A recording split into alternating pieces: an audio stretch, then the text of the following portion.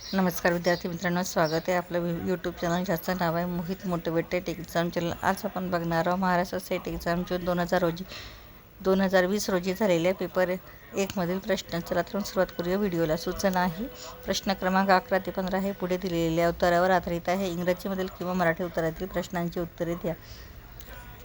उत्तर आहे, मानवी जीवनातील एकाकीपणाचे मूळ त्याच्या मानवी दृष्टीने दिलेल्या मूलभूत समस्येत आहे। मनुष्य निसर्गसृष्टीतून आणि मानवसृष्टीत येत असताना तो अनेक गोष्टी गमावून बसलेला आहे। तो माणूस होण्यापूर्वी त्याचे निसर्गाशी जे संतुलित आणि सुरक्षित नाते होते ते मानवी सृष्टीने तोडून टाकले। मानवी सृष्टीत वावरताना निसर्गाशी नवे नाते कसे प्रस्थापित करायचे हा मानव जातीपुढील एक महत्त्वाचा प्रश्न आहे। आजचे मानवी जीवन 2 अटळ गोष्टींनी कसून बांधलेले आहे। मानवी जीवन कितीही दुःखसह, कष्टमय आणि असुरक्षित असले तरी आज माणूस मानवी सृष्टीकडून पुन्हा प्राणीसृष्टीकडे परत फिरू रिग्रेशन होत नाही। फिरणे म्हणजे मानसिक आणि बौद्धिकदृष्ट्या मृत्यू पत्करणे याची त्याला जाणीव आहे। परंतु खरे मानवी अस्तित्व प्राप्त करणे आणि संशय आणि भयग्रस्ततेच्या जंगलात मानवी सृष्टीच्या दिशेने प्रवास करणे असल्याने माणूस फार थकून गेलेला आहे। त्याला विश्रांतीची नितांत आवश्यकता। आज त्याला केवळ भूक, तहान आणि काम वासना एवढ्या मूलभूत शारीरिक गरजाच पूर्ण करून चालत नाही, तर त्या व्यतिरिक्त इतर अनेक गरजांची तो मागणी करताना दिसतो। परंतु त्याचा या गरजांनुसार तो पुन्हा निसर्गाकडे परत फिरायचे की मानवी सृष्टीकडे दूरवर जायचे या परस्पर विरोधी टोकाने निर्धारित केलेले आहेत। परंतु माणसाला या संबंधीचा ठोस निर्णय घ्यावाच लागतो। हा निर्णय त्याने त्याच्या विकासक्रमाच्या प्रत्येक टप्प्यावर घेतलेला आहे। त्याच्या सर्व मानवी समस्या म्हणजे ह्युमन प्रॉब्लेम सुटत नाही, कारण त्याच्या माणूस म्हणून असलेल्या गरजा त्यापेक्षा वेगळ्या असतात।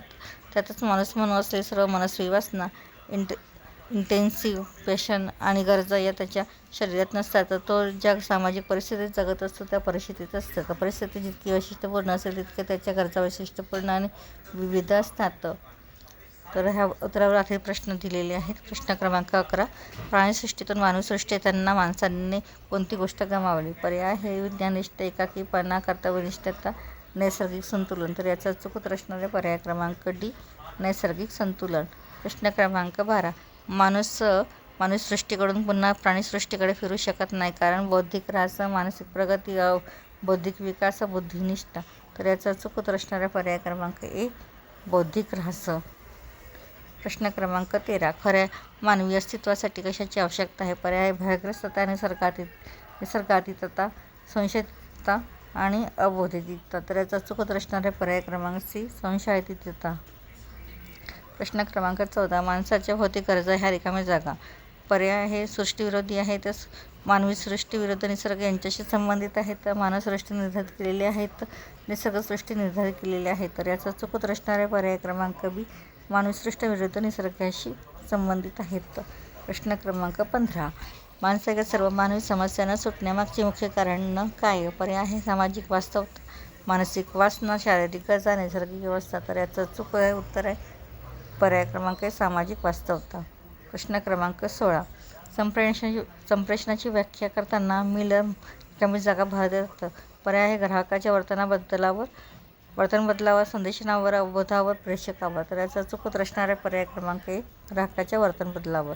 प्रश्न क्रमांक 17, संप्रेषण चक्रामध्ये प्रेषकाचे क्रमित कार्य पुढीलप्रमाणे असतात। पर्याय आहे संग्रहण, सुसूत्रीकरण, सांकेतीकरण, प्रक्षेपण।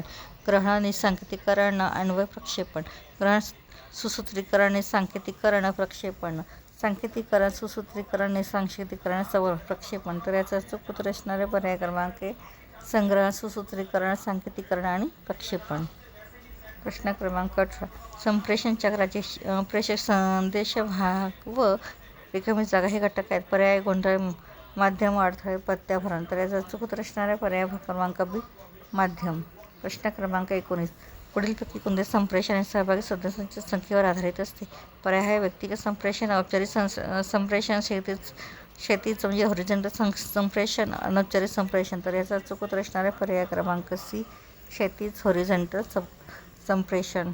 प्रश्न क्रमांक 20, बहुसंख्य श्रोते, एकजनित श्रोते, विस्तारित श्रोते व रिकामी जागा ही समूह माध्यमाची वैशिष्ट्ये आहेत। पर्याय आहे निरक्षर श्रोते, गोंधळाचा अडथळा, प्रत्यक्ष प्रत्याभरणाचा अभाव, प्रभावी माध्यम। तर याचा चूक उत्तर असणारे पर्याय क्रमांक सी, प्रत्यक्ष प्रत्याभरणाचा अभाव। या पुढचे प्रश्न आपण नेक्स्ट व्हिडिओमध्ये बघू. व्हिडिओ आवडल्यास व्हिडिओला लाईक करा, कमेंट्स करा, जास्तीत जास्त व्हिडिओ शेअर करा आणि चॅनलला सबस्क्राईब करा देखील विसरू नका.